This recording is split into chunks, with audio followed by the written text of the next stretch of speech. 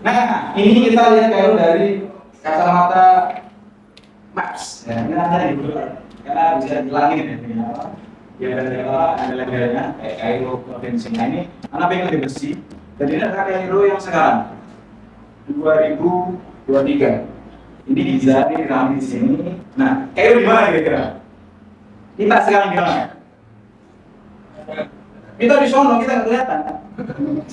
Nah, ini ada di mana saja? Pasti pernah di sana pacaran, musuh, istilahnya. Nah, habis itu kita bisa melihat, coba lagi, next, kita tarik lagi. Nah, di sini klik lagi, ada plakat di situ. Nah, lagi. Oke, ini kayak masa kini 2023. Kita hanya akan membahas ini doang nanti dari sini sampai sono. Nah, oke kita ke masa dulu ya. 1, 2, 3, klik. Nah, klik lagi. Nah, ini ibu kota Mesir Islamia. Ini yang ada cek-ceknya itu, garis-garis patah-patah. Nah, di situ kita benar dari penaklukan Amr bin As 641 Masehi hingga munculnya dinasti Ayyubiyah ini. Jadi Kairo, anak melihatnya itu dari bentuk-bentuknya ya, bukan kerajaannya. Kalau misalnya kerajaannya ya nanti sampai 1917 teman B ya teman B digantung di sini. Tapi kita patokannya 1171 karena ketika itu Saladin baru memperluas wilayah Kairo dari yang kecil nanti ditarik ke selatan. Berarti sini itu selatan barat daya. Nah itu. Lanjut apa saja kota-kota sebelum Kairo itu apa saja? Pertama, Fustot di mana? Klik di sini. Fustot. Pernah ke museum Hadroh? Itu Fustot. Macam Lubinas itu Fustot. Ini yang Lubinas. Sini ketemu Babylon. Ini Tempo, Metro. Ini alamannya Peles di sini. Ini nanti ada kilometer. Ini Jazirah Raudhah. Tempatnya siapa seperti ulama siapa yang bersemedi di Raudhah? Siapa? Imam Suyuti. Nah, kemudian next ada kota Askar. Kota Askar ini dibangun sama siapa? Sama Ali bin Soleh. Soleh, bukan. Kebalik, Soleh bin Ali. Soleh bin Ali ini adalah saudaranya Abdullah bin Ali. Tahu Abdullah bin Ali? Banyak bahasanya. Bingung kan? Abdullah bin Ali itu adalah saudaranya Muhammad bin Ali.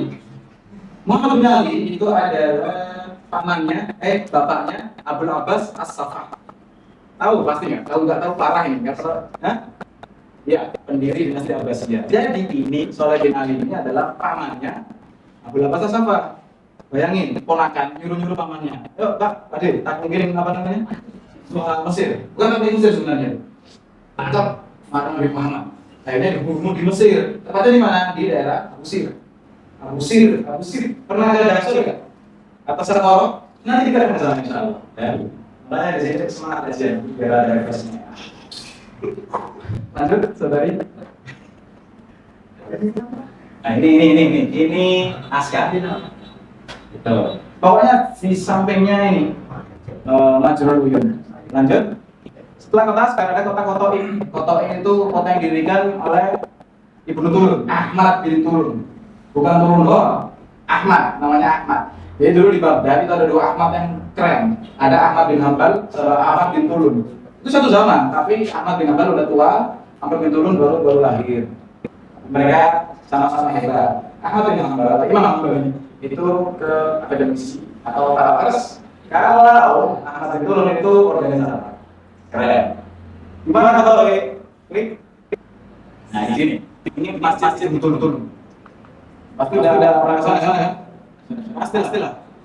Entah itu yang apa pasti pernah kesana. Nah di sini. Nah ini antum bisa lihat nanti perbatasan antara Kotoin dengan Askar itu adalah bundaran Masjid Sayyidah Nafisah. Sayyidah Nafisah makamnya ada bundaran gede. Dan di situ itu di sini. Nanti kita mau lihat itu. Silakan kesana sini. Pasti akan luar ini. Asik ya kalau di kayak gini lanjut saudari. Nah, yang ada Kairo. Mana Kairo? No. Jadi apa namanya pembuatan kota. Kenapa dari selatan ke utara? Sebenarnya hanya melihat letak strategis masing-masingnya. Karena kebiasaan orang-orang dahulu biasanya itu mereka paling ahli, terutama dalam masa kerajaan dulu, paling ahli membangun kota yang tua sebelumnya atau kerajaan sebelumnya. Gengsi loh. Jadi harus ada yang beda atau make different. Ini ke atas, baru nanti Kairo. Nah, itu di sini apa? Ini kosong ini. Itu dulu adalah Birkatul Fil atau kolam gajah. Karena dulu Ahmad bin Tulun ini, anaknya namanya Sumarwai, dia itu orang yang sering hambur-hamburan sultan. Beli harimau, beli gajah, beli buaya. Dari sini ada birka sebenarnya. Dan birka itu dipakai untuk mandi gajah. Banyak gajahnya, 80 gajah di foto kayak gitu. Hanya untuk Abdillah. Bayangin, raja, sultan kayak gitu. Tapi bagus, Mesir kaya ketika itu. Makanya dia ikut. Nah, kemudian Kairo ini, kalau kita tahu, kalau kita ke Bagus Syariah sampai Asbaqiyah itu dulu adalah Khalid atau ada sungai di situ. Sekarang nggak ada. Namanya Khalid Aminul Mu'minin zaman dulu. Ada apa namanya sungai yang mengalir di situ. Makanya Kairo ini sangat mepet dengan Khalid itu. Kalau sekarang udah jauh dengan Nil, karena dulu hanya ke sana teluknya Nil. Nah, kenapa kok jauh lebih di situ? Karena kota itu harusnya itu dekat dengan air. Aku lihat di Gunung Khaldun, Gunung Khaldun, halaman 236. Akan cek, banyak cetakannya. Kalau banyak cetakan baru pokok. Nah, kemudian di sini, kenapa kok harus dekat dengan Nil? Karena biar memudahkan dalam pengaliran air, entah itu air mandi atau air apapun itu. Plus ketika pembangunan itu Kairo itu dibangun pakai bertanah liat, batu bata dari tanah dibentuk dikeringin dibakar dan itu makanya sedikit rapuh. Nah, sekaligus juga kemudahan dalam pengambilan material. Jadi material dari tepi-tepi sungai pasti kan tanahnya gitu dibentuk batu, akhirnya jadilah kayak sekarang. Nah, itu sudah tadi. Nah, kita fokus pada futsal, plek. Nah, lagi. Nah, ini stop. Kalau tahu nanti di sini atau di sini ya. Apakah tahu di sini ini masjid Al-Mu'minah di sini nanti banyak yang berdoa. Nah, dulu ini kalau tahu ketika datang ke Mesir, Arish dulu, Arish. Pojok Imam Mesir paling ujung. Lari kemudian ke Farawa, nanti lari ke Bilbis, nanti lari ke selatan. Jadi langsung ke Alex. Kenapa? Karena di sini ada bentengnya orang-orang bisa hidup. Maka kekuatan terbesar ini atau dieselnya itu harus dimatikan dulu, baru nanti bisa serangan ke kepalanya. Itu taktiknya Amr bin As. Maka Amr bin As ini lari dari zona lewat Kairo, dari Ain Shams kan pasti lewat Kairo dulu.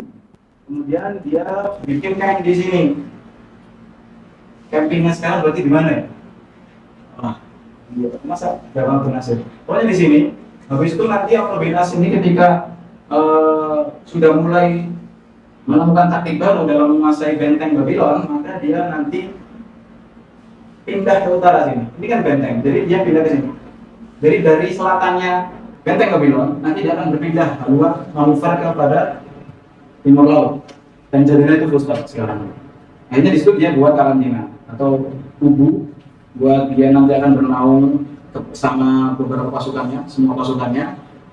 Setelah menaklukkan benteng Babylon, baru dia ke atas ke Alexandria, menguasai Alexandria. Itulah Mesir tertaklukkan tahun 641. Karena menaklukkan Alexandria itu sama dengan menaklukkan ya sama aja sih. Alex ditaklukkan sama dengan menaklukkan Mesir. Sebelum Alex takluk, maka Mesir belum takluk. Maka ketika Khotep itu mendengar, udah ditaklukkan Alex ya? Udah. Terus gimana? Dia mau mendirikan ibu kota di Alex. Baru Khotep menanyakan, hal yang aku lupain ayo, ya aku lupain rumah. Jangan, latun sini bayi lahum makun fi soifi wasyita. Jangan misalnya aku aku dengan sungai, bikinin ibu kota itu nggak ada pemisah sungai. Kayaknya apa? Nah, kalau kita ke Alexandria itu pasti ada sungai dulu, nanti pecahan delta Nil. Gak makanya lebih nasi turun ke bawah lagi. Nanzil di Fuspotina. Fuspo kan lebih tidak? Atau karantinanya para tentara. Pada akhirnya dia jalan di sini lagi dan bikin di sini.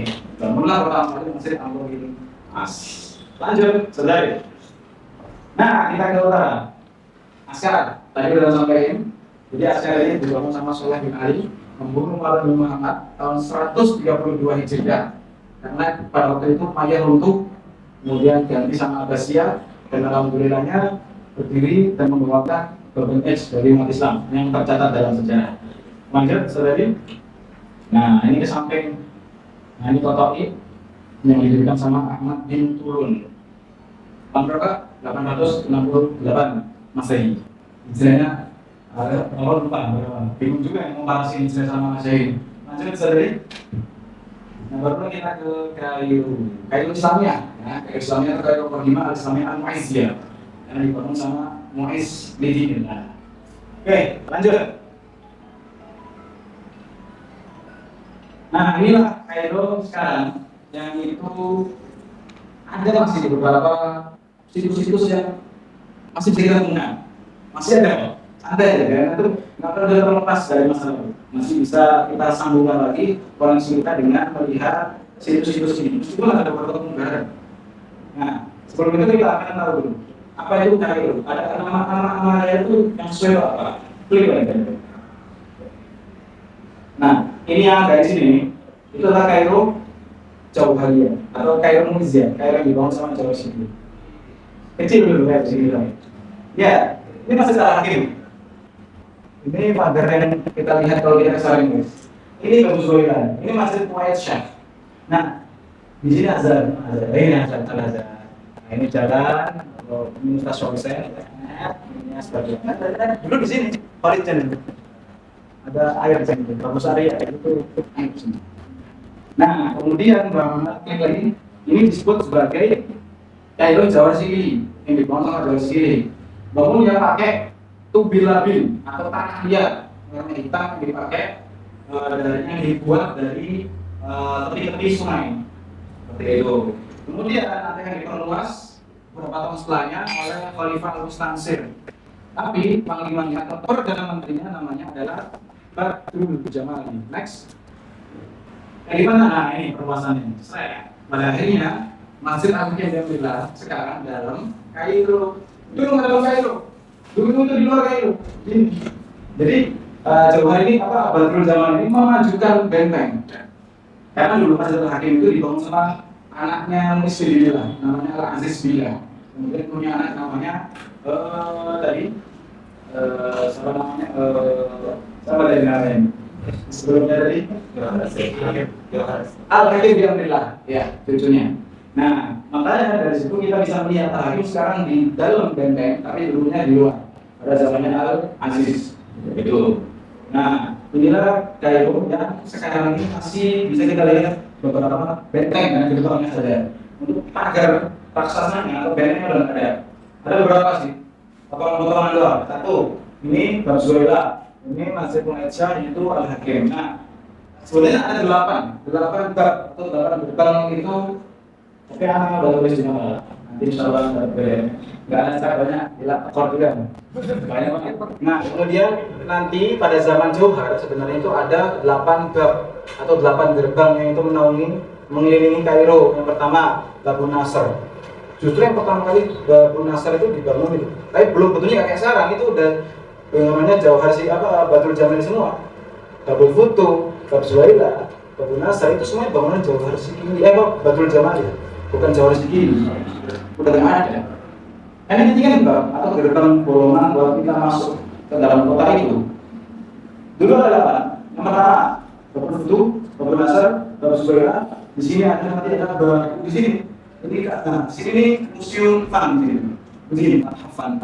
Nah, di sini adalah tempatnya Babul Faraj. Kemudian di sini ada Babul Kamtar.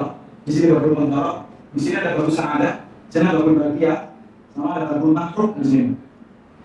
Di sebelahnya Hadiko Azhar. Dan ini ada antum kalau ke Hadiko Azhar, antum coba turun ke arah Darussalam, turun. Itu kan kelihatan. Benteng yang susah saja. Itu benteng yang udah diceritakan sama kalau kita lagi. Dan itu benar sampai dari kita. Soalnya lagi. Nah, Babul Baqiah itu di sini. Antum kalau dari Surat cepat ini jalan mau ke Hussein, antum jangan lewat apotek atau jalan titik, tapi lewat belakangnya mana itu. Ini kita akan melihat ke arah kiri. Nah, sebelum ke teko itu ada jalan di situ, pegunungan. Nah itu tuh bapak bahagia ya. Yang masih tersisa. Ya, lanjut. Jadi sampah tadi. Nah ini, jadi tokoh-tokoh mereka yang tadi yang Anda sebutin membangun Kairo. Pertama, Abus Rejimita. Abus yang kedua, Jawahar Sendiri. Ini maksudnya satu rezim. Ini rajanya, ini khalifahnya, itu jadi panglimanya. Ini ilustrasi, jangan ini, jangan kombinasi. Kemudian, nah, beneres. Nah, kemudian, setelah ya, generasi selanjutnya dibangun sama cucunya kalau nggak salah. Itu Mustansir Billah. Kemudian yang Badrul Jalali itu adalah panglimanya juga atau perdana menteri. Karena Bapak dulu dari Roha di Yordan itu Palestina. Ada yang Roha, sesuatu Roha itu kayaknya di Urdun atau di Yordan. Jadi Badrul Jalali. Nah itu sama ya orangnya. Sorry, kita bentuk. Nah jadi Badrul Jalali ini dulu dari Roha itu dipanggil sama Mustansir untuk mengangkat. Dulu kan di Mesir pada zaman Mustansir ada namanya Syiddah Mustansiriyah atau paceklik. Ada airnya kering. Habis itu ekonominya menurun banget. Makanya didatangkan Badrul Jalali. Makanya setelah itu sekalian lah bangun kota daerah yang perluasnya. Diperluasnya di sini ada detail. Nanti kalau bisa sampai di perluas 30 meter, nanti ke arah utara yang sekarang dari Babur Putih itu diperluas sekitar 112 meter ke arah utara. Lanjut. Lalu yang terakhir, Sultan Salahuddin Al-Ayyubi.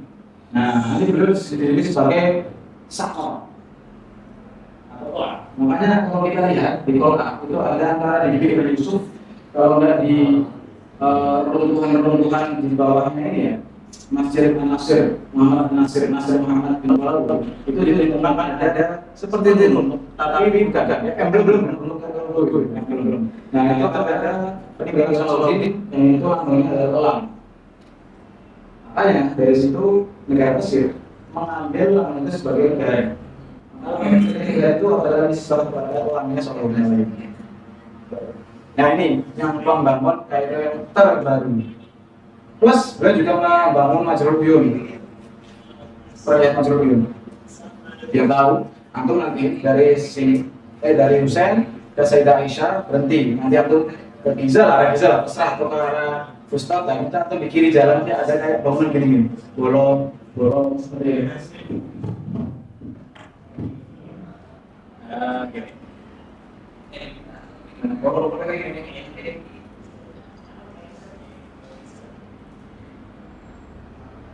ini adalah Majrul Uyun. Di sini nanti ada lubang kayak gini. Fungsinya untuk fungsinya adalah untuk mengalirkan air dari sini ke benteng atau Salahuddin. Jadi Salahuddin ketika membangun musuh Kairo plus membangun benteng Salahuddinnya atau benteng yang sekarang kita lihat Kola itu kelihatan di mana-mana sampai ada Masjid Agung namanya, yaitu Masjid Muhammad Ali. Sekarang kita di mana-mana masih tidak ada masjid itu. Bahkan ketika seluruh bumi kita kelihatan masjid itu. Kita lanjut saudari. Nah ini kita bersama tidak ada dulu. Dia mengatakan apa? Insya Allah ini sesuai dengan apa yang disampaikan dengan Kairo yang tadi kita jelaskan. Beberapa syarat yang harus dipenuhi untuk mewujudkan suatu kota adalah satu, memiliki sebuah benteng pada zaman raksasa. Semua Timur Tengah zaman dulu, zaman abad pertengahan, kota itu harus ada bentengnya. Apalagi kota ibu kota, Kairo. Oke. Kemudian kita lihat di negara lain, di Suriah ada Damaskus. Damaskus itu lebih memilih kepada dataran tinggi. Jadi kotanya itu di atas gunung, ada PG atau KL sehingga sulit untuk ditaklukkan. Karena ketika itu banyak juga dari orang-orang Mongol ketika mau naklukkan Damaskus juga kesulitan. Hanya menguasai dulu. Ya, ada 55 menit, jadi itu bisa tambah 30 menit.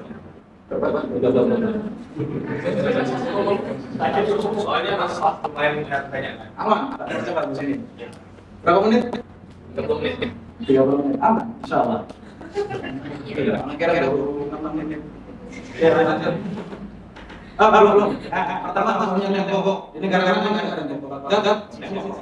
Dan sebenarnya ini bahas Baghdad karena kalau bisa Baghdad sebenarnya asik dan penuh fun fact, penuh plot twist. Jadi Baghdad itu kan bunter gini kan, kita cetak. Tapi insya Allah nanti nggak tahu kapan ya mau bikin makalah kayak gitu tentang Baghdad. Di sini ada tembok yang melindungi penduduk, kemudian beriklim bagus. Karena dulu kalau kita dari Baghdad itu Abu Ja'far Mansur pun sampai tidur sebelum jadi kota ya. Awal-awal perintisan merupakan sebelum melakukan untuk pertahanan itu Abu Ja'far tidur di sana selama 2 sampai 3 hari untuk menghirup udara. Ini sehat karena nanti anak yang di sini tuh akhirnya oke jadi cocok. Kalau Ben selalu sendiri itu sosokin sampai meletakkan daging. Pertama daging diletakkan di sosok di bawah kayak sekarang. Kok khusus aja. Lainnya spesialnya diletakkan daging itu di atas menurun atau halal. Oke. Di atas. Tahan 2 hari. Udah bangun di sini kotanya. Tahun berapa? 1167 Masehi. Di situ memerintahkan menterinya namanya Baharudin Waqafush, berdirilah benteng yang sekarang kita lihat, pertahanan sekarang. Tapi tidak semuanya itu dari Saladin. Mana aja tata-tatanya benteng? Dan nanti Jafri ada lagi. Dan jelasin waktunya disuruh dari selesai. Oke, kemudian terdapat sumber air tawar yang memadai dari Nil. Rumput yang lapang. Kayak rumput ya masalahnya. Kemudian banyak hutan dan ini nggak sesuai dengan Kairo. Makin bagus jika wilayah tersebut dekat dengan laut. Itu semakin bagus aksesnya. Dengan gampangnya kita pengennya Alek. Biar dekat laut dan dekat laut juga. Lanjut, sorry. Oke, sekarang kita langsung ke inti. Klik lagi, kayak topografi. Nah, next, ini Babu Nasr. Nah, tadi kita tahu ya, Babu Nasr itu salah satu bagian gerbang. Jadi intinya di gerbang ini. Ini tidak termasuk gerbang, ya. Ini Burj. Ini bukan Babu Nasr, ini Burj. Jadi Burjnya ini berbentuk kotak. Bangun sama Batu Jamal itu berbentuk kotak. Dihiasi dengan ornamen-ornamen. Plus ada beberapa surfat sebenarnya, tapi di sini di samping ini. Jadi kalau kita ke sana nanti baru, nah di situ ada beberapa banyak berada gabungan-gabungan atau katlah Zahrafiyah atau gabungan ornamen. Kita lihat ada teks juga di sini, teks insya. Nanti orang lihat sana pasti ada kotak gini, lapisan gini. Amar bin Syahihada Alba, yakni Al-Mustasir bila nih dia ini jawab sikil, Batul Jamali sampai seterusnya. Tuh, jadi ini nanti yang akan menjadi benteng utama. Kenapa namanya Batul Nasr? Karena setiap pasukan menang, pulang mereka itu, maka sini. Jadi secara kita dulu menang, akhirnya lewat sini, ataupun pun lewat sini, atau mana atau lain-lain atau lain-lain. Nah. Kapan depan juga ya seleksi 1887. Lanjut. Nah, ini Bapak Butuh. Nah, Butuh. Nah, apa sama? Bangunnya di sisi tahun yang sama juga. Ada sesuatu ya kayak gini. Ala-ala yang mana? Kayak gini aja berjalan sama sekarang sama aja. Bedanya apa? Di sini ada namanya Akdun Muqawqas atau namanya Burj Al-Muqawqas atau Burjul Akdun. Akdun itu lengkungan. Tidak ada beda atas dan di bawah kayak gini, jadi bulat setengah lingkaran. Fungsinya itu apa? Untuk meningkatkan daya pertahanan benteng bagian dalam dan memberikan level kesulitan tinggi ketika musuh menghancurkan dari luar. Karena ada sisi dan sudut. Karena sudut itu adalah celah paling mudah untuk dihancurkan. Dulu kan ada sudut. Baghdad susah dihancurkan dulu sebelum Mongol datang. Tapi gara-gara ada pengkhianat maka habis. Tuh, lanjut sendiri. Ini ya apa gerbang yang dibangun sama Batul Jamali. Kemudian ada Batu Zubair ini baru 5 tahun kemudian baru didirikan tahun 1992. Nah, ini Babu ini sama kayak Babu Futu. Nah, cuma ini bukan ini dulu. Ketika zaman Zubair bukan ini, tapi lebih ke sono. Babu Futu apa Babu Zubair. Kan ini pintu nih, dulu ada 2 juga. Tapi di sana atau ke sana pasti ada keterangannya itu. Di sana, bukan di sini. Ini baru dibikin dan lokasinya digeser sama Batul Jamal. Kenapa? Wallahu alam. Nah, kemudian 2 ini, menara ini, itu bukan termasuk benteng sebenarnya, tapi masjid. Masjid Muhammad. Jadi di masjid itu di sana. Tapi bentengnya apa menaranya kalau di atas Burj atau atas menara? Kenapa? Karena itu sekaligus menghiasi kota dan melengkapi wibawa kota. Karena zaman dulu itu wibawa penting. Atau isu Islam, karena zaman-zaman kayak gitu masih perang sama Romawi. Kalau kita tetap sederhana-sederhana aja atau gembel-gembel aja, kita diinjak-injak. Maka dulu Islam itu penting. Maka banyak ulama yang itu berbeda pendapat terkait zakat khafaf dalam masjid. Apakah boleh? Apakah boleh? Yang boleh mengatakan boleh. Salah satu prinsip Islam. Ketika banyak tamu-tamu undangan atau tamu-tamu dari luar negara yang datang ke istana atau ke masjid berkunjung atau kayak turut itu, mereka kan takjub, Islam dari sini. Apa soalnya? Ada yang mengharamkan apa? Allah, keren kali dipilihnya, zaman-zamannya. Itu salah satu. Maka itu berbeda pendapat. Itu termaktub dalam kitab Masjid akan kayak Muhammad bin Abdul bisa mungkin beli ayat-ayat. Silakan cari sendiri. Nah, ini apa? Ayo lanjut. Dua sisi juga filosofinya adalah dua mursasar waktu itu. Satu Ibnu Hajar al-Asqalani. Yang kedua adalah Mahmud Badruddin Ain. Nisbat kepada mereka berdua. Karena hampir sezaman juga, bahkan sezaman. Karena mereka yang dua ulama yang besar yang itu mensyarah kitab Sahih Bukhari bareng. Satu Fathul Bari, dua Fathul Bari di Sahih Bukhari. Yang Badruddin ini itu mengarah kitab sukses saja. Misalnya ini pokoknya nama ini baca ini. Kita mencari lupa lanjut saudari. Nah ini wujud asli daripada Masjid Salam Waya. Kita ada beberapa saudara tadi. Kita di sini ya. Kita dapat masukkan yang mata kan. Dan kita masukkan di mata. Nah di sini kelihatan dari atas. Nah di sini ini pengalaman ini tadi. Ini kan masjid tapi ditaruh sini. Itu tadi untuk izhar atau ikrar kepada Abdul Rais kepada orang-orang Romawi ataupun itu orang-orang Kolomito pada waktu itu. Nah, lanjut. Nah, di benteng atau di atas itu ada kayak gini. Ini termasuk dalam sistem pertahanan. Apa filosofinya? Sebenarnya ada filosofi, fungsi aja sebenarnya. Untuk menuangkan minyak panas. Jadi ini kan di atas pintu nih, pintu di bawah. Ketika suatu saat musuh itu datang menyerang dan nyampe ke depan pintu pas, maka pertolongan terakhir adalah dari atas wangi minyak panas. Jadi saya tanya di konser itu sama si Jin. Nah di sini itu adalah tempat dulu ini sebenarnya luas. Ini udah usah, ini buang dulu. Nah cuma ini dulu pakai orang-orang, jadi ada beberapa orang yang pasukan jaga di sini. Untuk apa? Untuk jadi bagian yang tahan gitu. Untuk sebagai penuang. Ini namanya adalah support. Di Alek, di KB juga ada support. Tapi di KB itu bentuknya bulat gitu. Jadi dituangin di dalam nakal atau di dahrisnya. Nah, sementara ini itu di atasnya pintu pas. Jadi ini pintu nih. Jadi presisi banget nih. Ini pintu. Nah, di sini ininya supportnya. Jadi musuh di sini cur mati mereka. Kejam. Tapi kalau buat ngeprengnya juga bisa. Gimana dia penjara siapa?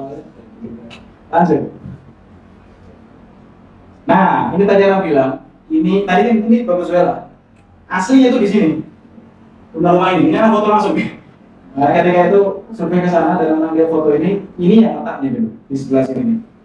Ini ada ruangan. Dulu di sini bagus ini. Silakan naik nanti. Cuma 20 lek. Kalau pakai tasnya gratis insya Allah. Nah di sini maka pada waktu itu baru berjalan digeser ke kanan. Biar apa? Biar lurus. Saya lanjut. Nah ini Kemen Salahuddin. Jadi setelah tadi kayak selesai dengan segala sesuatunya, digabung sama-sama Salahuddin, terakhir-akhirnya atau benteng kayu itu kayak Palatul Jabal sebutnya, bukan Salahuddin. Karena kata Salahuddin sendiri nggak pernah tinggal di London. Pokoknya ini tuh banyak banget pengalaman. Saksi Yusuf, peradaban Islam terselamatkan. Apa? Perang Enjaru. Yang Muslim versus Mongol. Mongol versus Mongol. Mana? Dari mana? Apa sebenarnya? Di dalam sini. Tapi kalau di mana posisinya tidak bebas yang diputus semua tahta ini yang terjadi. Allah. Ini kata masuk di Salahuddin, ujung foto, nanti banyak yang lain. Lanjut. Nah ini baru langsung. Ini kan masih poni B di sini. Nah ini baru langsung. Kenapa disebut azab? Karena dulu ada pasukan yang khusus jaga di situ dan dia jomblo. Nggak boleh punya pacar, nggak boleh punya istri.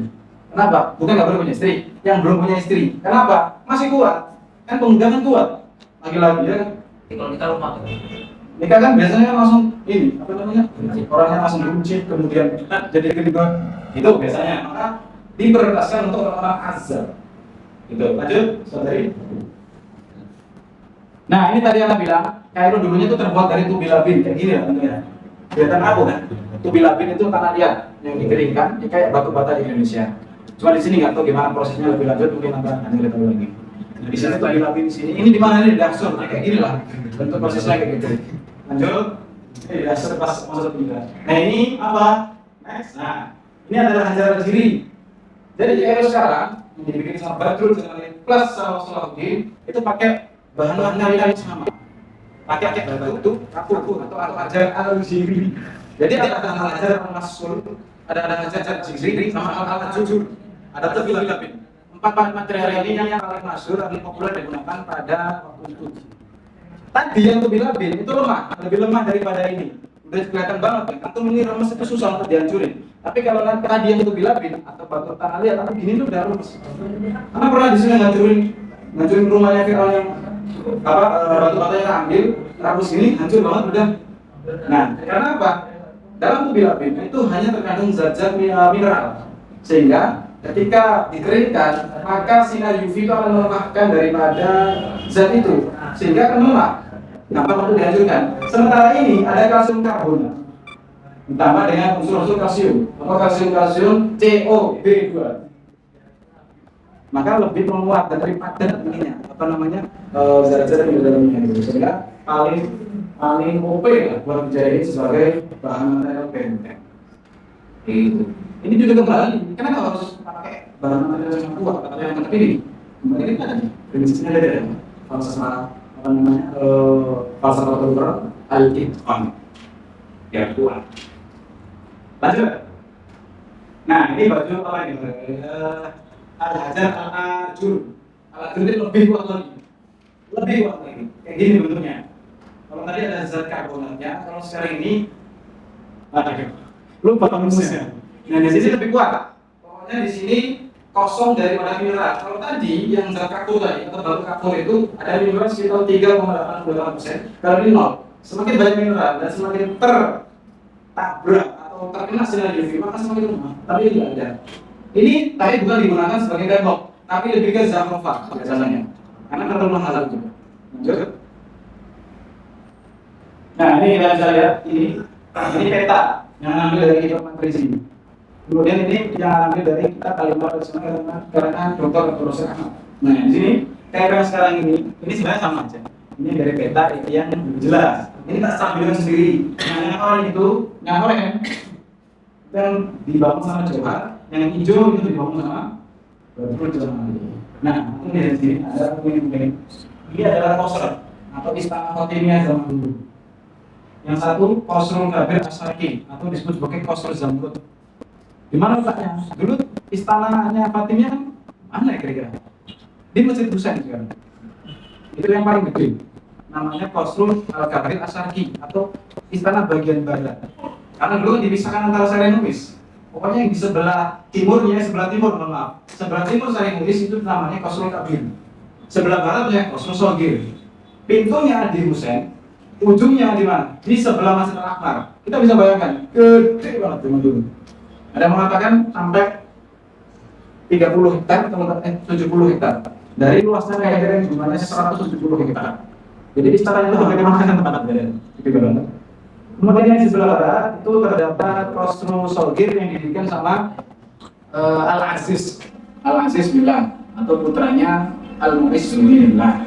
Itu. Jadi antara nanti di sini. Jadi kita kalau lihat di sini, ini Husain sekarang di sini, Masjid Husain. Sini nanti ada Masjid Al-Qaim, mau di sini nanti. Jadi lengkap semua. Akhirnya dihancurin istananya nggak tersisa. Karena Salahuddin. Karena nggak mau harus unsur siasat pun yang tersisa. Bahaya. Nah, kemudian ini baru istana kecil. Nah, kalau kita lihat di sini, itu sekarang kita menjadi Majma' Qanaun. Anak-anak itu saya foto-foto bisa beda. Nah, itu. Di sini. Coba ini. Sampai nanti di universitas kan, sampai nanti terus kalau ada di sana. Nah itu yang sekarang itu hilang semuanya. Maksudnya udah hilang semua kebesarannya. Nah apakah data tersebut itu hanya kosong? Ya juga sama kan unsur atau perbedaan antara dinasti itu terdapat perbedaan yang signifikan terkait seninya. Fatimiyah itu salah satu-satunya dinasti yang berani menggunakan warna hewan dan adamnya. Adamnya warna hewannya. Manusia itu digabung. Yang ada di haram. Anggap haram, dia haram, potongan haram. Bukan dengan manusia. Cuma kata ini yang berani. Maka seseorang kalau akan menjadi hafal itu ada hewan, ada manusia, ada salib juga. Nah, lanjut saudari. Nah ini tadi yang satu pakai Fibonacci atau 1, 1, 2. Ini kan penambahan. Ini tambah sampai seterusnya. Nah ini dari semua unsur tadi, bangunan tadi semuanya pakai sistem ini berdasar rasio. Menara yang bagus yang bisa berdiri tegak. Ini gimana caranya? Itu kembali kepada otaknya, yaitu arsitek dan insinyur. Kita harus pintar itu. Paham material, paham kekuatan zatnya apa aja, paham Fibonacci dan paham ya sama dengan berdasar rasio. Gimana? Kayak tadi yang gambarin sini. Ini kalau diterusin, nah ini kemudian ditambah lagi yang apa dengan bilangan skala kecil, maka jadi begini. Terusin lagi sehingga bentuk lingkaran yang sempurna. Contoh misalnya sampai ada laptop juga. Jadi kalau kita misalkan tulis huruf Rika misalkan, ada namanya huruf ya. Ini kan garis. Ini ada huruf ya gini ya. Ini pakai Fibonacci juga, pakai berdurasi juga. Apa? Ketepatan dalam skala 1 banding 1 dan 1 sampai seterusnya. Kalau ini kita teruskan ya, ini jadi telur. Kesempatan. Itu akan bentuk angka semua. Gak ada satu pun bentuk huruf Arab yang terpisah daripada berdurasi. Alif yang miring, sengaja dimiringin dan bentuknya lurus gini. Kenapa? Itu adalah bentuk kekalahan manusia. Kita ada garis sempurna, cuma Allah sempurna. Sebenarnya bisa aja sangat lurus. Kan ada konsep ini, ada rumus Fibonacci sama apa namanya koordinasi. Maka bisa aja lurus kan tidak. Jadi akal mereka yang sangat intelek itu harus apa namanya diimbangi dengan iman atau akidah yang kuat, sehingga cuma alif gini aja itu dimiringin. Tapi kalau Pak Farisa atau Mas Ali beda ya, kayak gini. Tapi kayaknya ini apa namanya miringnya beda. Yang penting ini lanjut. Nah ini yang diterapkan dalam bangunan antara sini sampai sini itu pas presisi. Nah nanti berujung kepada sudut suatu bangunan. Ini fisika. Desainer. Nah, lanjut lagi. Ini bangunan ini ya, bukan Islam. Nah, ini baru masih itu alasan. Itu kayak gini. Kira-kira resep atau rumus bangunannya. Nih, ini kan kemarin pasti mempunyai 1, 2, 3, 4 atau matematika. Antara 3 dan 1 sama dengan beda. Ini juga gak masuk daripada titik benar daripada operasi yang terjadi. Nanti di sini lebih kecil. Karena semakin atas semakin kecil itu suatu hal yang ideal. Bagus. Dia tapi aku kalau lihat itu mau potret kayak gini. Pasti di sini nanti ada. Nah, ini misalkan ini. Ini koordinasi dari sini. Udah terukur. Entah itu 1 banding 1, entah itu 1 banding 5, atau 5 banding 9 atau 8. Kalau kita lihat nanti di sini kalau di YouTube pasti ada presis ini. Di sini pasti layarnya. Selebihnya itu list.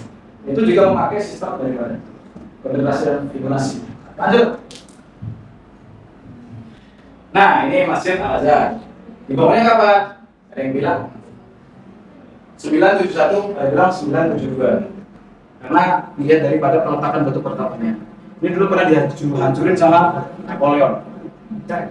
Masai-masai pada kabur, ada yang dibunuh juga. Udahnya masuk sini. Nah, nanti insya Allah enggak sih, karena yang ngajak, cuma yang mau aja. Karena mau meneliti riwak-riwak. Jadi yang riwak ya, bukan ruwak ya. Itu salah satu foto yang saya sebenarnya. Riwak-riwak di Al-Azhar, riwak Jawi, riwak Aktar, kemudian madrasah Abu-Hurairah, madrasah di sini ada untuk Asia, Syuri dan sebagainya. Itu nanti anak beberapa teman-teman nanti ada main-main. Nah, di sini ini dulu yang menjadi saksi bisu kina atau Fir'aun atau menjadi apa ya? Titik pusat yang menjiwai daripada peradaban Islam di Kairo. Al-Azhar ini. Nanti baru pindah ke Alhamdulillah. Ini dulu jami. Bedanya apa jami sama masjid? Dulu masjid itu dipakai, jadi jami itu dipakai buat sekolah, dipakai buat tadris, atau daras, kemudian dari 5 waktu sholat. Sementara masjid itu hanya 5 waktu sholat. Tapi kalau jami ditambah 5 waktu sholat plus sholat Jumat plus sholat Id. Jadi selain itu yang pakai sholat Id sama ini berarti dia masjid. Lanjut. Nah ini cara muis. Nah ini sekarang yang masakan jalan. Tadi kan ada bangunan, sekarang jalan. Nah di sini dulu posternya. Poster Fatim itu di sini. Sekarang udah makhluk semua ya, penilaian makhluk semua. Sekarang udah bagus dan sini. Dulu itu di sini lapangan. Ini poster barat, ini poster timur. Di sini ada Sabin di sini. Nah di sini dulu diperluas sedikit. Ada pasukan, jadi pasukan kalau mau istirahat atau hiburan itu di sini, nari-nari, ya nari-nari sufi yang muter itu juga. Kemudian apapun kegiatan yang penting refreshing daripada perang-perang setelah mereka lewati. Nah, Syariah Musin ini memiliki banyak sejarah dan banyak fungsi dalam sultoh tadi. Maksudnya ya, sultoh. Lanjut ya. Nah, pengertian jalan. Jadi jalan itu ada dua, ada Nahrul Thariq, Fina'ut Thariq. Ya, Nahrul Thariq sama Thariq. Fina'ut Thariq dibagi jadi dua. Ada kanan kiri pasti. Kenapa disebut Nahrul Thariq? Karena ini tempat mengalirnya kegiatan manusia. Sebenarnya di sini, lalu lalang dan harus satu arah. Sana ya sana, sini ya sini. Makanya di sini nanti ada pembagian untuk kepentingan apa aja. Jadi ini bukan masalah ini untuk mobil, untuk jalan kaki, pedestrian enggak. Lebih kepada hak-hak milik atau hak-hak kepentingan. Kalau sekarang kan ini untuk jalan kaki, trotoar, ini untuk busway, terus ini dorong untuk mobil, ini ada apa? Enggak, dulu kayak gitu. Melihat dari kepentingan apa yang dilaksanakan atau dari dalam kegiatan masyarakat penduduk Kairo ketika itu. Nah, lanjut dari. Nah, ini ada persentase penggunaan. Persentase penggunaan tersebut adalah ini kepentingan pemerintah jauh lebih kelas mustama juga atau penduduk umum. Jadi ini persentase penggunaan dan 50%. Jadi ini misalkan masyarakat betul adalah proses kegiatan itu 100% dibagi 50% kepentingan hak-hak milik atau hak-hak kegiatan manusia itu di sini dinamai, kemudian 50% lagi di sebelah terjadi bain atau fine. Tapi dibagi 25. Di sini harus ke arah sana, yang sana harus jalan ke sana. Makanya sekarang kenapa Mesir itu jalannya lewat kan? Gitu. Nah, kalau digabung ini semuanya itu namanya syariah. Jadi syariah dengan Korea beda. Syariah itu namanya syariah am. Syariah am ini.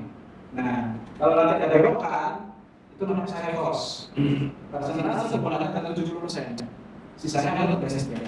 Kalau ini. Nah, maksudnya apa? Kepentingan ini kan hak lalu lintas. Ini untuk kepentingan pemerintah termasuk masyarakat. Ini untuk masyarakat umum dan pribadi. Jadi masyarakat umum secara kita ukur rata bisa dari dua-duanya.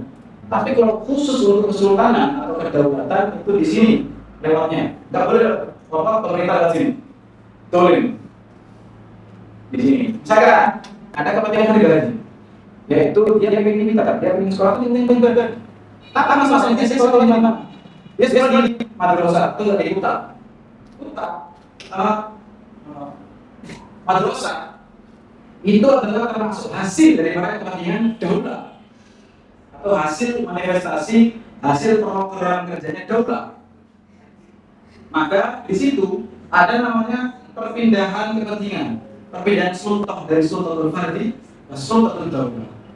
Maka nanti kalau misalkan ada yang orang berangkat ke sekolah lantaran ini, maka dia boleh bersaksi. Tapi kalau dia sendiri dan itu proses-proses seperti yang proses ya. Tuh. Nah, kalau pasukan kita dengan jelas, nah, lihat sini, pasukan pengen perang, lihat sini. dan masyarakat kecil, meskipun masyarakat yang kecil lewat sini dia dikatakan zalim. Tidak mau hak, karena itu ada hak-haknya yang harus dikonsekuensikan. Gitu. Lanjut. Nah, perbedaan sebenarnya ini bisa selesai. Ya. Oke, ini bedanya. Itu teman-teman katakan dari bahasa cuma 4 ini. Mampu, Ayubi, Fali ini. Ayubi berapa? Namrus, Ottoman. Di sini Fatimiyah itu kayak gini. Ya, secara gampang aja kan. Ini ya kayak horor. Kalau kita itu kami tidak jadi horor atau kayak buku. Ini untuk penanganannya. Kalau Ayubi kayak gini. Sebenarnya ini masalah Arab. Nggak sama penonton ini. Apa namanya? Ubahnya Sultan Najib itu Ayubi dalam. Kalau ini lebih mundur atau ciri khas dengan ornamen yang sangat detail. Dan ornamen itu adalah ada 2. Ornamen itu ada Az-Zakhrafa Bil-Hafri, ada Al-Baris. Bil-Hafri itu orang yang diukir. Jadi ini kayu, panel kayu. Jadi ketika ada yang diukir itu diukir, sehingga tulisannya itu dari hasil lubang-lubang yang diukir. Tapi kalau Bil-Baris atau Az-Zakhrafa Al-Bariza itu lebih ke gini. Ini contoh gini. Menonjol ke depan. Jadi yang diukir ininya, panelnya lebih sulit. Nah itu ciri khasnya Fatimiyah itu detail. Kalau Ayubi, karena dia fokus pada perang salib pada waktu itu, maka kebanyakan adalah Zakhrafah Handasiyah. Dan bangunannya itu biasanya bangunan pembaca ini. Ini ada apa namanya? Tapi kayak Mamluk, tapi lebih lebar. Itu Ayubi. Dan Mamluk itu kebetulan kubahnya ini kayak helm atau khawdah. Khawdah itu ada di samping Muhammadiyah. Jadi atau helm, atasan helm yang dipakai kalau ketika perang namanya khawdah. Itu sampai zaman Mamluk itu masih berada mustalah itu dan dipakai di sini. Jadi bisa kayak helm perang. Tuh, dan ada ornamennya itu Mamluk banget. Dan lebih keren yang terdapat di sini apa nih? Di subak Kondalun namanya. Ada subak Samsia, ada Onari, ada Kondalun. Samsia itu yang ada bungkus kayak gini, bangkong. Kalau bundar itu Maria, kalau digabung itu jadi Maria. Ada bungkus sendiri, setelah hal sampai itu Islam. Ada Kormas. Nah, Kormas itu apa? Ya itu nanti akan ada di sini. Itu khas Ottoman, yang dimana penaranya itu runcing, kayak pensil. Gini, pasti di mana-mana. Kalau itu gitu semua. Kenapa? Karena ini di Mesir, tapi tetap Ali Pasha kita itu pinginnya gayanya Ottoman. Kenapa? Kok Ottoman itu runcing? Karena di Eropa itu ada musim salju. Jadi gunanya ini ada ketika salju turun, maka ini langsung jatuh harusnya, nggak mengotori Arab. Gitu. Lanjut. Nah, ini unsur-unsur nih, yang penting-penting. Ini unsur inti adalah ada sidris, ada nafuro, ada salsabil. Sidris itu adalah penampung air. Ya. Kalau nafuro itu akan hancur. Gurundiran itu juga nafuro termasuk, meskipun nggak ada maksudnya. Yang sekarang ini, yang di bungkus, yang di pom bensin, yang di sini, mau kita jamu kopi itu ada. Nah ini salsabil, apa? AC. Mau terus Dua menit lagi ya? Itu berapa menit lagi? sekitar 8 lagi. Apa? Aman. Kalau salsabil itu bahasa Asia sebenarnya. Gunanya apa? Untuk AC. Ini antum akan dapati di Sabil Kuwait Bay yang di Sarik Solibia ke Ibnu Khaldun. Nah ini itu menjadi pendingin ruangan karena didesain kayak gini. Ini agak miring pasti. Miringannya itu sekitar 1,5. Nah di situ didesain miring, di atas nanti ada air yang mengalir. Tapi panel yang miring itu didesain ada ornamen kayak gini. Biar apa? Ketika air mengalir, maka ini kan gini, lompat air. Hasil lompatan tersebut, ketika air ini sudah terpisah daripada panel, kan gini, air kan gini. Nah, maka di sini dia akan tertabrak oleh udara atau terkena udara yang dimana udara itu akan lebih dingin ketika dia terlepas daripada unsur-unsur air yang di sini. Jadi dia itu belum terlepas ini. Nah, gitu. Maka udara akan masuk ke sini dan ini maka sengaja digini biar ada suara-suaranya sehingga nanti ini akan terkena air dan sengaja itu biasanya itu diletakkan di sebelah jendela Jendela masuk dari air, masuk dari angin angin masuk dari jendela, ini saat sapinya tabrak angin akan dingin, ditampung di sini dan di situ ditambah lagi kolamnya pakai marmer, maka dingin kolamnya. Itu sistemnya apa teman-teman? Lanjut. Ini miskat, lanjut. Nah ini surya. Bedanya apa? Miskat itu penerangan, itu juga penerangan. Bedanya ini lampu tukang masjid yang bikin masjid terang beneran ini. Ini meskipun lebih besar, tapi ini justru akan dinyalakan ketika dimatiin. Apa? Ini nanti lilin ya namanya. Kalau ini kan pakai sama aja lilin, tapi bahan bakarnya pakai zaitun. Harus zaitun. Kalau enggak nanti akan ada uap-uap tetap itu bakal menontonnya tetap. Maka zaitun itu sebagai minyak yang zat yang nggak menghasilkan itu. Maka mereka pakai zaitun, minyak zaitun. Ini lebih berat. Ini kan dalam miskat kan kayak di Al-Quran, miskat itu fizujaja. Nah kalau ini namanya turoya itu bintang. Bintang kan nggak pernah bumi banget, cuma kayak ini aja. Apa namanya biar ayam atau biar redup duduk di mana gitu, biar nyaman. Nah ini juga demikian. Orang ketika sholat tahajud di masjid, maka ini dimatiin, itu dinyalain. Ini ada orang ini, sehingga api yang ada di dalam surya tersebut akan memancarkan cahaya yang berbentuk ornamen itu, sehingga akan lebih redup dan lebih nyaman ketika orang sholat tahajud. Tuh surya. Lanjut. Waktu sudah habis, mungkin bisa kita tambahin. Ya. Nah ini Mukornas. Mukornas udah cepet banget tuh. Mukornas adalah hiasan khas Islam. Sebenarnya kalau anda cari di Jarospex, cetakan Jarospex Al-Moral Islamiyah, itu Mukornas ini asalnya dari Itali.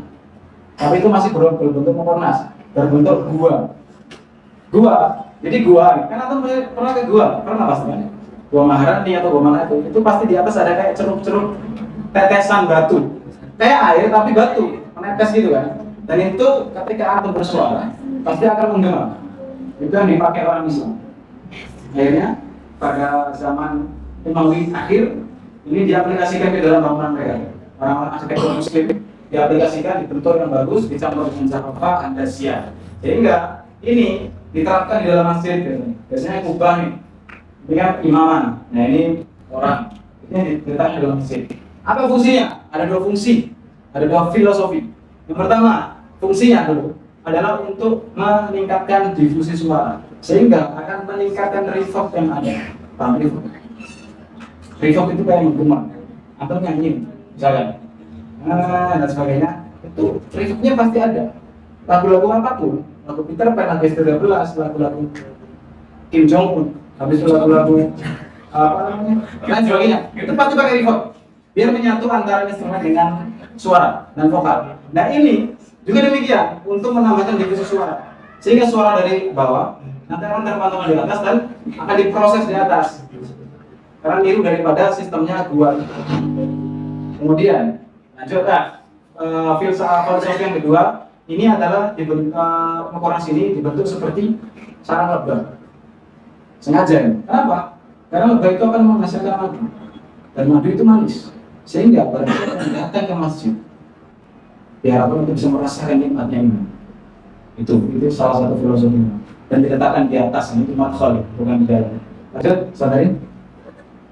Nah ini sabil buat kutab. Sabil di bawah, kutab di atas. Bedanya apa? Antara sabil, kutab dan madrasah. Kutab itu untuk anak kecil atau SD yang mempelajari semua fan-fan, tafsir, hadis, fikih, usul, dan sebagainya. Qiraat itu dibahas semua. Kayak S1, kayak program S1 kan dibahas semua. Madrasah itu lebih menjuru karena ada umum, kedokteran, habis itu handasiyah, tafsir, hadis, dan itu orang itu harus menemukan zahirullah di madrasah atau madhab misalkan Syafi'i terus itu fungsinya madrasah. Jadi kalau bahasa sebenarnya ini untuk semua fan memang diajarkan di kutab. Biasanya anak-anak itu biasa di kutab dan itu biasanya anak yatim, jadi masih ahlan. Itu kenapa Sultan buat kayak gini? Itu adalah salah satu manifestasi sedekah yang paling paling mudah untuk didapat. Karena mereka melihat pendidikan di atas, di bawah itu sabil. Gunanya apa? Water kok kalau sekarang. Tempat minum, air dan pendidikan itu adalah dua unsur objek amal jariah yang sangat rugi apabila kita nggak melakukan itu.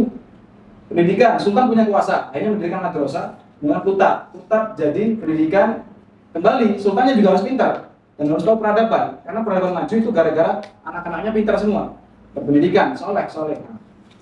Air untuk meneruskan kelanjutan peradaban itu. Gak ada air mati orang itu bisa bertahan nggak makan itu 3 hari, tapi kalau seminggu lah kalau makan. Tapi kalau manusia nggak minum 3 hari mati. Makanya penting sekali adanya sabil. Lanjut.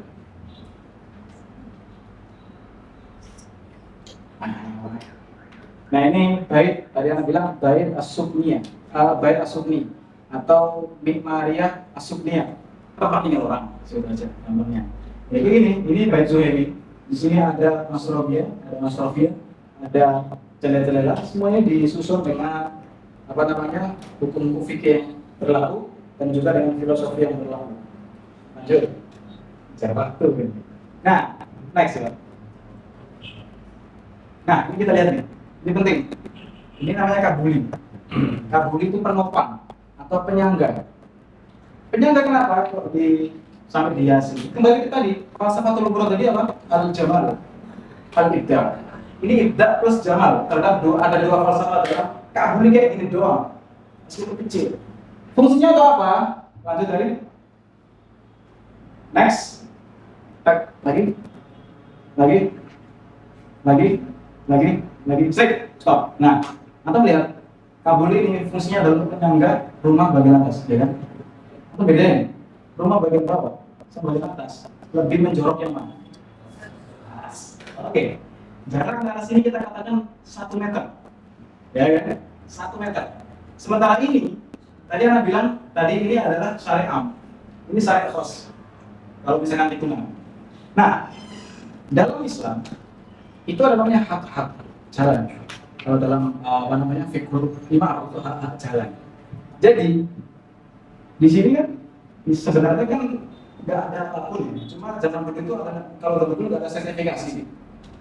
Makanya sekarang susah untuk nyari tanah untuk bangun rumah. Dulu itu tinggal babar sama dititipin sama sultan. Jadi kalau bahasanya kayak kalau dititipin sultan maka dia harus ikhya dulu mawat atau mauta. Mawat beda nggak sih? Kalau mauta itu mayit, hidupin mayit. Atau mawat, pokoknya kayak gitu. Jadi ada ikhya maut di sini. Dan ketika udah selesai proses ikhya maut itu, maka dia berhak atas tanah itu. Sebenarnya si empunya rumah itu mempunyai hak tanah sendiri, sama garis merah. Kenapa kalau dia memundurkan? Kembali, karena rumah adalah sultatul fardi, sementara jalan adalah sultatul mustama plus sultatul daulah. Maka dia mau nggak mau harus mengalah, memberikan sahah atau misahat untuk keperluan sultatul daulah dan sultatul mustama. Karena kalau ditingkatkan fardi, mustama, daulah, semakin kesini semakin penting. Maka ini ketika ini ada kepentingan pribadi, maka yang diprioritaskan adalah mustama. Ketika mustama ini lebih penting, maka yang diprioritaskan adalah daulah. Karena kalau nggak ada daulah, mustama nggak ada, fardi nggak ada. Siapa yang mau naungi? Nggak ada. Itu juga pelajaran bagi kita untuk bisa menghormati pemerintah. Meskipun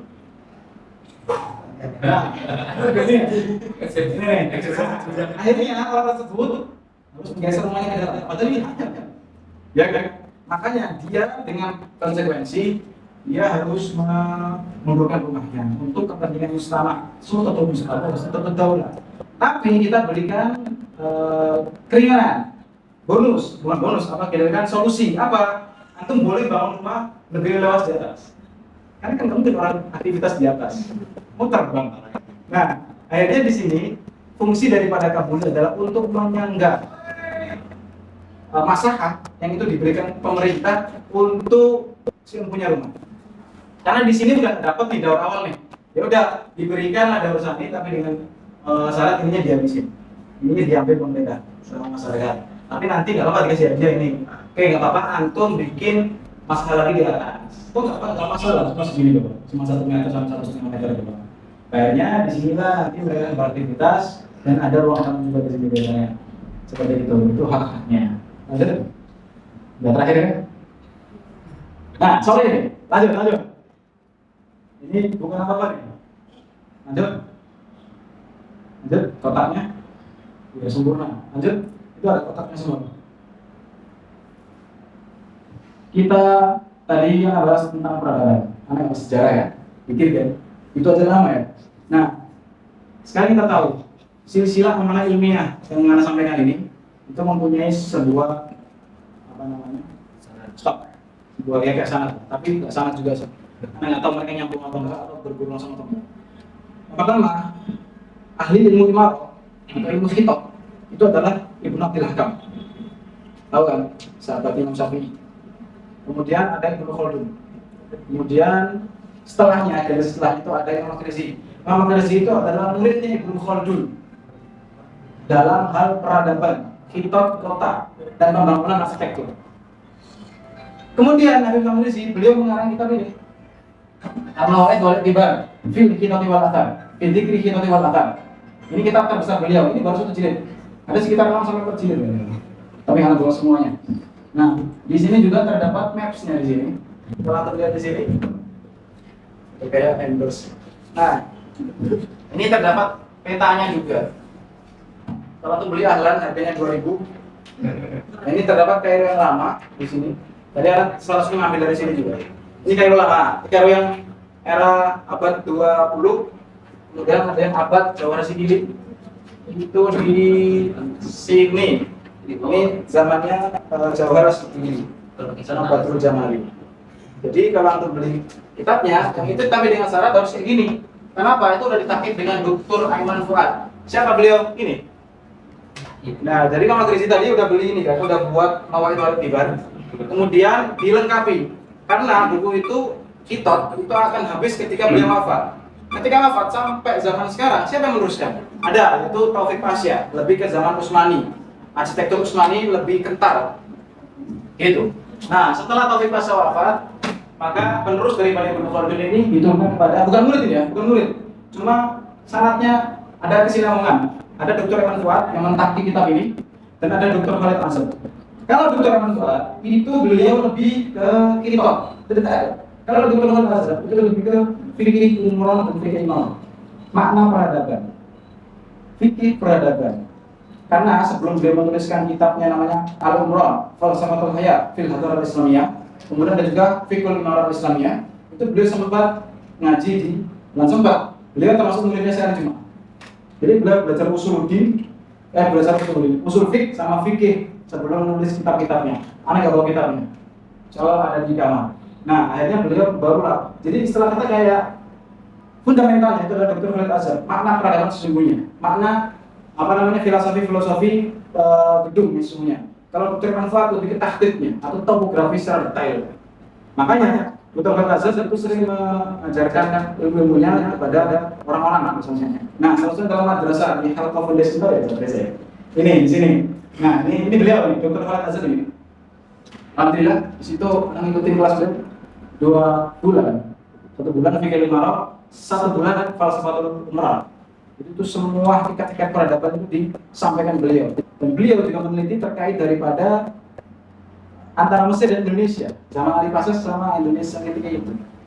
Ali Pasha kan kita sering ketika itu anak nyampain bahwasanya kesinambungan atau sebuah inspirasi daripada Sentor Ali Pasha yang itu terinspirasi oleh Muhammad Ali Pasha, makanya namanya sama ya. Sentor Ali Pasha, Prawira Dirjo kalau di Indonesia. Satu komplotan sama Pangeran Diponegoro. Kemudian beliau juga menyampaikan dulu Ali Pasha pernah mengirimkan persenjataan di Bali dan sebagainya. Bahkan yang paling mencengangkan adalah beliau itu sempat meneliti peradaban Irak, Abbasiyah dan Indonesia. Zaman Harun al-Rasyid itu ada orang datang melakukan MOU atau apa gitu, terkait perdagangan antara jalur sutra. Orang tersebut itu dari Asia Tenggara di Indonesia, orang Sumatera, orang Aceh. Tapi Harun al-Rasyid nggak tahu dia apa itu. Akhirnya Harun al-Rasyid mengatakan bila itu wak-wak, bila wak-wak, bukan wak-wak. Wak-wak itu ya Indonesia itu yang disebut Harun al-Rasyid. Tapi itu nggak kenal apa, belum ada Indonesia, belum ada Nusantara. Nyebutnya Him gitu aja. Dari Goa, India sampai Papua, sampai Sulawesi. Karena Papua dulu tuh lebih ya, lebih diarahkan kepada Amerika. Dulu, kayak gitu. Jadi di sini beliau menjadi murid terakhir atau titisan terakhir daripada Ibnu Khaldun. Nah, hanya ya gitu. Lanjut. Nah, pada akhirnya terima kasih, alhamdulillah. Nah, tapi alhamdulillah. Mungkin itu aja sekian dari saya, sedikit penyampaian yang tidak detail amat, dan semoga itu bisa bermanfaat bagi kalian. Syukran, wabillahi taufiq hidayah, wa hidayah. Wassalamualaikum warahmatullahi wabarakatuh. Waalaikumsalam warahmatullahi wabarakatuh.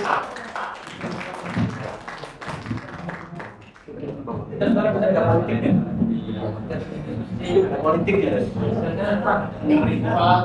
Mati. Oke. Masya Allah. Oh iya. Udah overtime berapa kali? Dibilangin nggak bakal bisa. Mohon maaf. Oke. Mohon maaf teman-teman.